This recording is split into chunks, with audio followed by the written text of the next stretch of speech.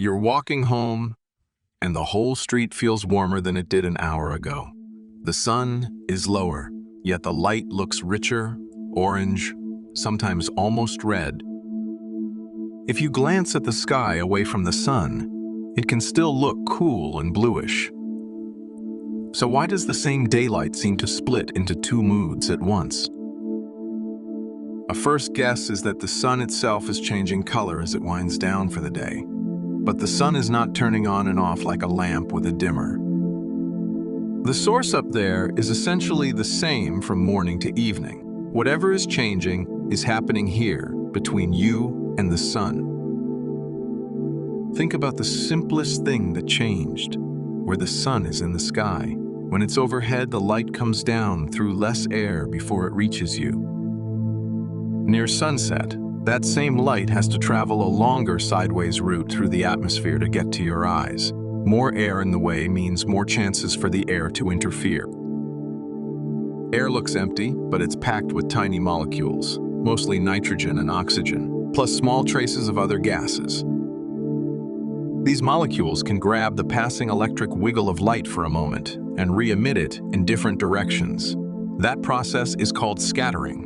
Light is redirected, not destroyed. And importantly, scattering doesn't treat all colors equally.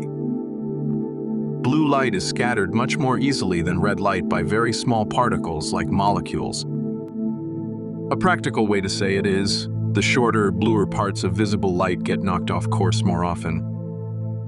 So when sunlight travels through air, some of its blue is peeled away and thrown around the sky. What continues forward in the original direction becomes slightly less blue. At midday, the path through the atmosphere is relatively short, so only a portion of the blue gets redirected. The direct sunlight still contains plenty of all colors mixed together, which is why it can look white or slightly warm. Meanwhile, the scattered blue fills the sky in many directions, which is why the sky away from the sun looks blue. You're seeing different pieces of the same light depending on where you look. Now lower the sun toward the horizon and lengthen the journey. The light that reaches you from the sun has had many more chances to lose its blues along the way. More of that blue gets scattered out to the sides, and less of it stays in the direct beam. What remains in the direct line is weighted toward oranges and reds, so the sun and the light around it look warmer. There's an extra twist. You might wonder why sunsets aren't violet, since violet light is even shorter than blue. Two everyday reasons help. First, the sun emits less violet light than blue to begin with, so there's less violet available to dominate the sky. Second, our eyes are less sensitive to violet, and some violet is absorbed more readily along the way. So what stands out to us is usually blue in the sky and red orange in the sunset beam. So far, we've talked about scattering by molecules, which are extremely small compared to the wavelength of visible light. But real air also contains larger bits: dust, smoke, salt from the sea, pollen, and tiny droplets.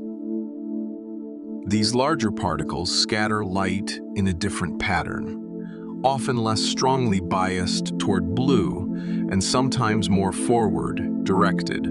That means they can change how intense the sunset colors look. This is why sunsets can vary so dramatically from day to day. After a rain, the air can be cleaner, and the sunset may look crisp but not extremely red. When there's smoke from wildfires or a hazy layer of pollution, the sun can turn deep orange or red because extra scattering and absorption remove even more of the shorter colors from the direct beam. But if the haze is too thick, the scene can lose contrast and become muted rather than vivid. Clouds complicated in a grounded, local way. The underside of a cloud can act like a screen catching the warm-toned light that's already been filtered by the long path through air.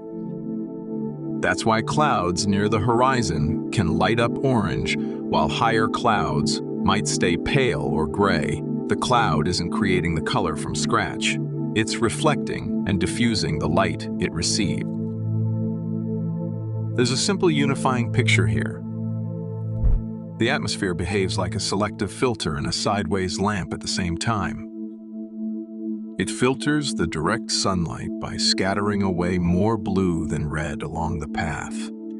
And it also lights the sky by sending that scattered blue into many directions. At sunset, the filtering part gets stronger because the path through air gets longer. When you watch the sun sink, you can sometimes see the gradient happen in real time. The light shifts from white-ish to yellow to orange as the blues are increasingly redirected. Near the last moments, the direct beam can be so depleted in blue that red dominates. The street, the walls, even plain concrete can briefly look like they're glowing from inside, when really they're just reflecting a warmer slice of daylight. And then the sun slips below the horizon, and the red fades. The long path that created the warm colors no longer points directly at you, so you're left with dimmer light scattered from higher parts of the sky. What you experienced wasn't the sun changing personality at the end of the day. It was the air, quietly, constantly, sorting the same sunlight into different directions and different colors.